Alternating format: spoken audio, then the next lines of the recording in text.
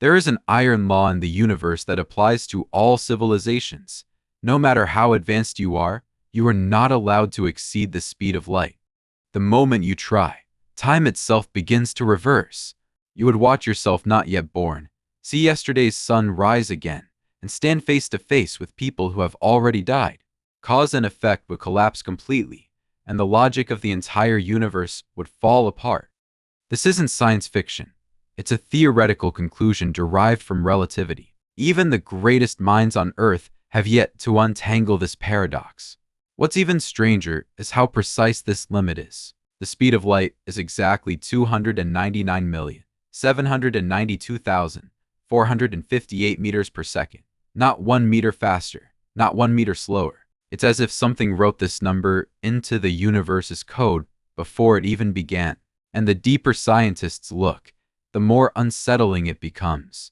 Because if the speed of light were even slightly faster, all stars would instantly explode. If it were slightly slower, atoms couldn't even form, which means you and I wouldn't exist. This number seems perfectly fine-tuned, almost as if it were deliberately set, just so life could exist. So the question is, who set this number?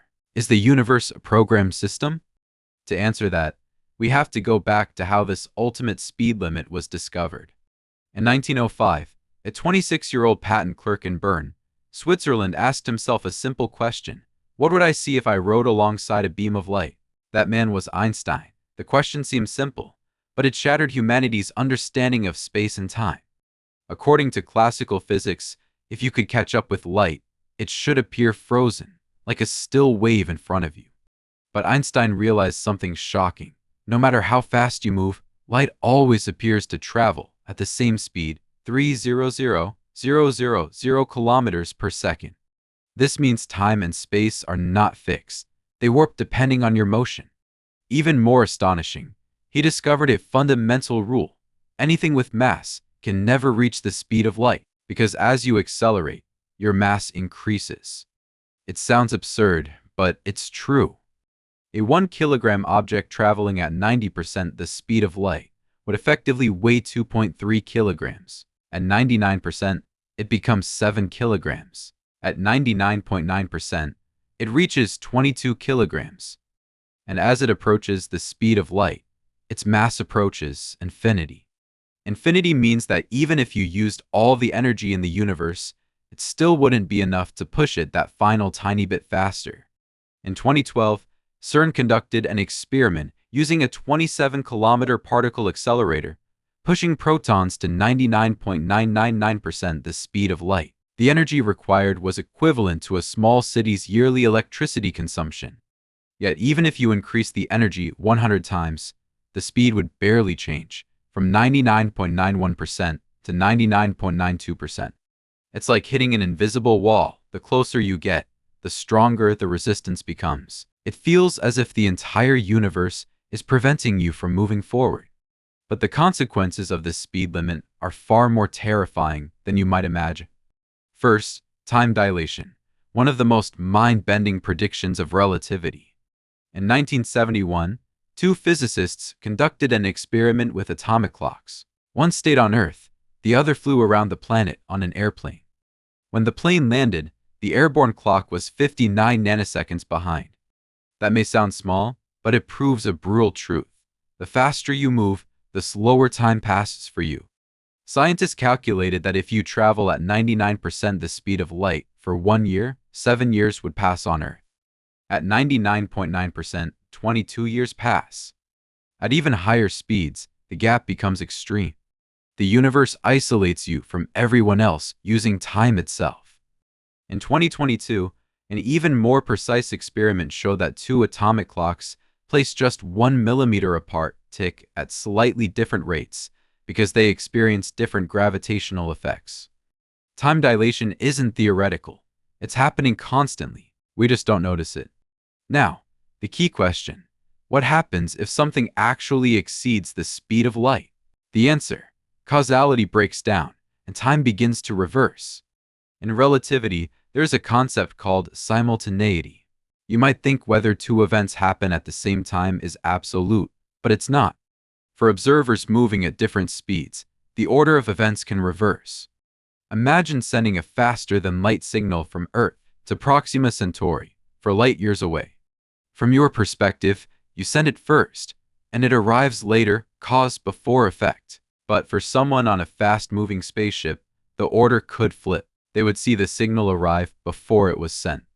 Effect before cause, if that were possible. You could theoretically travel back in time and kill your grandfather before you were born. But if he dies, you wouldn't exist, so who killed him? This is the grandfather paradox, and it destroys the logical structure of reality itself.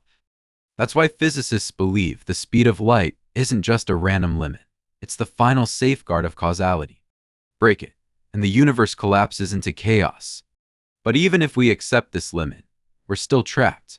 The Milky Way is 100,000 light-years across. Even at light speed, it would take 50,000 years to reach the edge. Human life lasts about 100 years. You wouldn't even leave the solar system before dying. Worse still, in 1998, astronomers discovered that the universe is expanding at an accelerating rate. Galaxies more than 14 billion light-years away are receding faster than light itself. Even if you travel at light speed, you will never catch up. They will disappear forever into darkness. Scientists estimate that the maximum region humanity can ever reach is about 16 billion light-years. But the observable universe has a radius of 46.5 billion light-years. That means over 30 billion light-years are forever unreachable. We are trapped in a cosmic prison. The speed of light is the wall. Cosmic expansion is the guard. So is there any escape? There are a few theoretical possibilities. First, wormholes. According to general relativity, space-time can bend to connect distant points, like folding a piece of paper so two holes overlap. But maintaining a wormhole requires negative energy, something we've never observed. Second, warp drives. In 1994, physicist Alcubierre proposed compressing space in front of a ship and expanding it behind, allowing faster-than-light travel without breaking physical laws. In 2024, new research suggested warp bubbles might be possible without negative energy, but the required energy is still astronomical. It may take centuries, or even millennia, to become practical. So the truth is, the speed of light is like an unbreakable spell written into the universe 13.7 billion years ago. But maybe it's not a curse. The Milky Way alone contains 400 billion stars, blue giants, red dwarfs, neutron stars, black holes, rocky planets, gas giants, even diamond worlds. Even if you explored 1 star per second, it would take 12,000 years. Maybe being confined here isn't punishment. It's a gift. It forces us to stop chasing unreachable horizons, and instead, take care of the one home we already have.